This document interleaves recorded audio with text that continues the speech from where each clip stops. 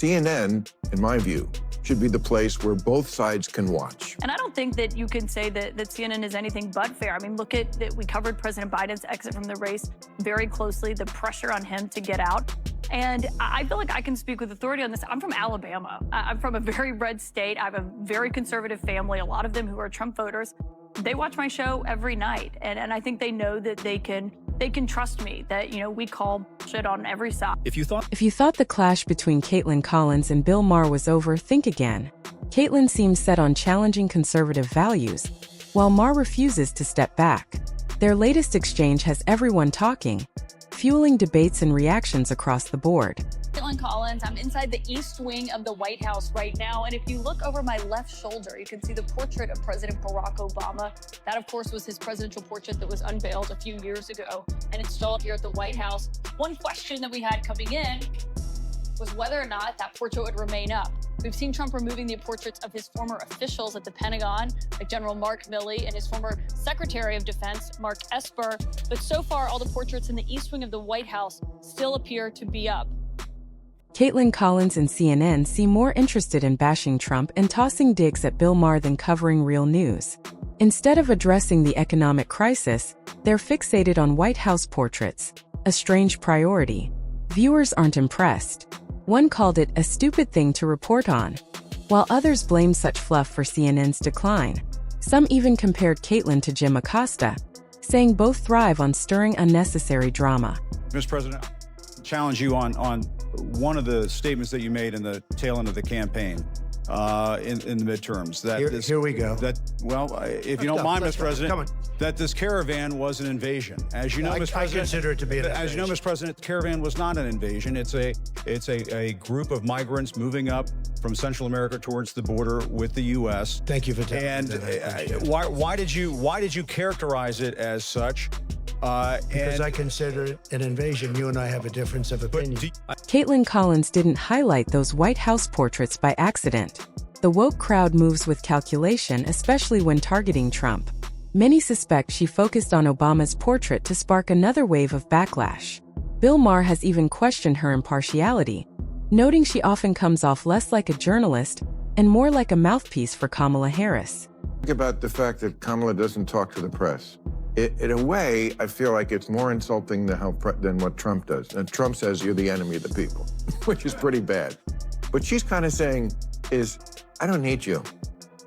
I'm not talking to you. You don't matter. You're not relevant anymore. To me, that's even worse than I hate you. It's like, I don't think about you. I don't know if it's worse than denigrating the press on a daily basis, which is what Donald Trump did. I mean, I covered him in the White House every day as a correspondent. See the pattern? A simple question, why did Kamala Harris avoid the press before the election? Turned into Kaitlan Collins dragging Trump into the spotlight. Classic CNN move. When in doubt, blame Trump. Instead of pressing Harris, Collins distracted viewers, proving Maher's point about bias. This isn't journalism, it's activism dressed as news. No wonder trust in mainstream outlets keeps collapsing. Just gushing about how great a speech it was. And I think she did fine. I didn't think it was as good as they were making it out to be. It does look like tokenism. It's kind of like the same as The View. I don't think that you can say that CNN is anything but fair. Everyone who was speaking last night, it's not like they were all Democrats. I mean, we had Dana Bash, Jake Tapper, Abby Phillip. They come across giving that way. Analysis. They come across that way. In a moment like that, it was like 5-1. Maher went so far as to compare CNN to The View. And honestly, that roast was brutal. The View is known for chaos and opinion-driven drama, not journalism. By putting CNN in the same category, Maher exposed how loaded with spin, bias, and emotion their reporting has become. The difference? At least The View admits it's entertainment. CNN still pretends it's news. After Trump is sworn in, before this effort to carry out the mass deportations begins, I know you said it starts on day one, but after how many days will we actually start to see that happening? Day one. Tom Homan's pause before answering Kaitlan Collins wasn't hesitation, it was strategy. He knew the gotcha question was coming and let her think she had the upper hand. Then he flipped the script, dismantling the narrative with calm precision. That moment showed how predictable the media's playbook is, and how easily facts and logic can turn it against them. effort overall in terms of what you believe you need, and you're obviously deeply familiar with how this works and what's ahead of you. You had previously said about $86 billion was the minimum this project will cost. Do you have a better estimate now as you've been developing your plan? I never said 86 billion. That was a CNN reporter that said 86 billion. CNN's misinformation game was on full display. They floated that $86 billion figure, then had Kaitlan Collins press Tom Homan as if he'd said it himself, a textbook bait and switch. It's like planting evidence, then acting shocked to find it. But Homan wasn't fooled. He dismantled the trap, exposing the manipulation. Watching CNN's narrative collapse under real facts was painfully satisfying. Yes, 86 billion. I mean, what price you put on the young women that have been murdered and raped in this country? What price you put on, the lives of all these little girls that, there's numerous cases. What price you put on national security? Because we know a record number of people on terrorist watch that's been called on the southern border. We also know there's over 2.2 million gotaways. How many of them came from countries sponsoring terror? What price you put on the thousands of angel moms and dads who their children were buried by their parents because their children were killed by someone that's not supposed to be here? Bill Maher and Tom Homan are exposing media bias in ways that are hard to ignore. Homan's takedowns of Kaitlan Collins feel like a masterclass. He sees the traps before they're sprung. Collins isn't digging into border funding to find solutions. She's searching for angles to blame Trump.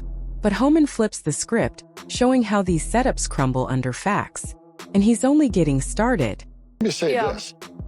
This would be an expensive operation. But in the long run, it would be a huge tax savings on the American people, because right now they're spending billions of dollars on free airline tickets, free hotel rooms, free medical care. Not talking about our education system, our trauma and hospitals, That's the kind of honesty Americans crave. Straight talk without spin.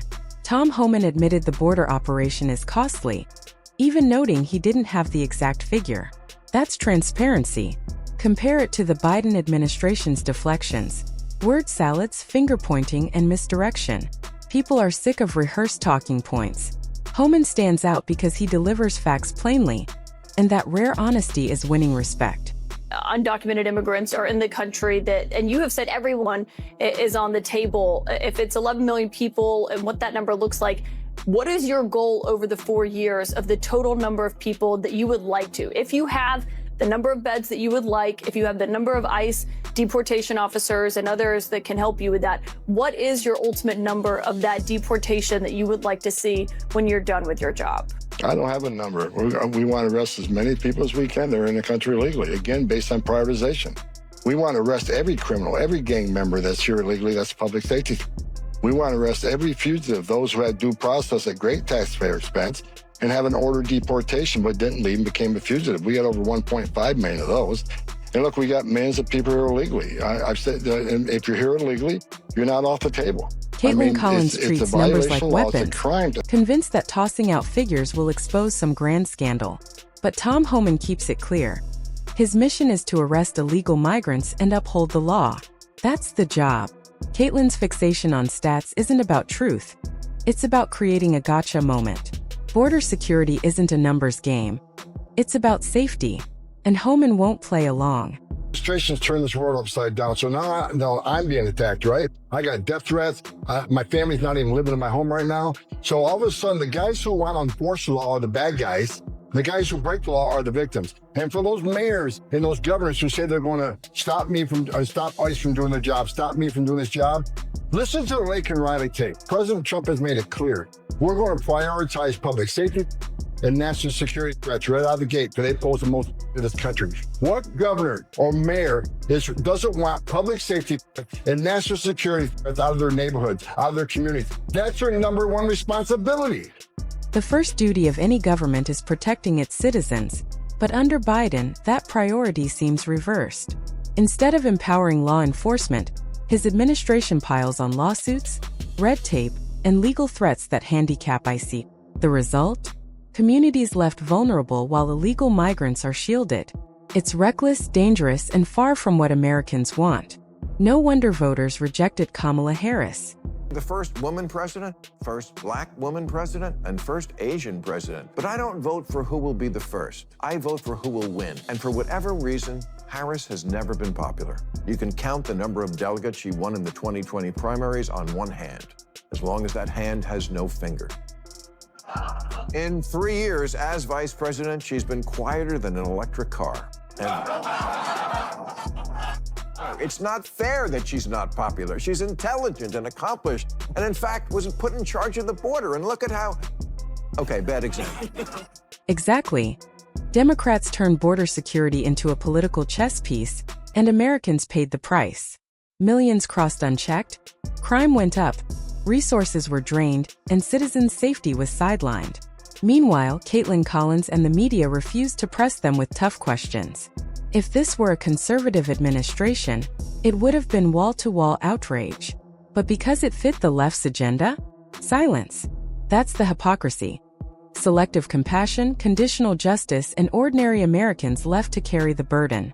Yeah, are you talking about that's anti-Trump? You're not familiar with the anti-Trump media? You're not familiar with the fact that you guys control for everything of from all the podcasts? things I've heard you say out here, that might be the nuttiest. Scott.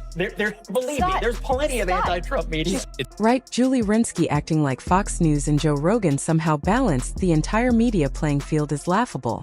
Two platforms can't offset an entire ecosystem of outlets like CNN, MSNBC, The New York Times, and The Washington Post all running interference for Biden. Add in big tech tilting algorithms, censoring stories, and boosting pro-Biden narratives, and the bias wasn't subtle, it was overwhelming.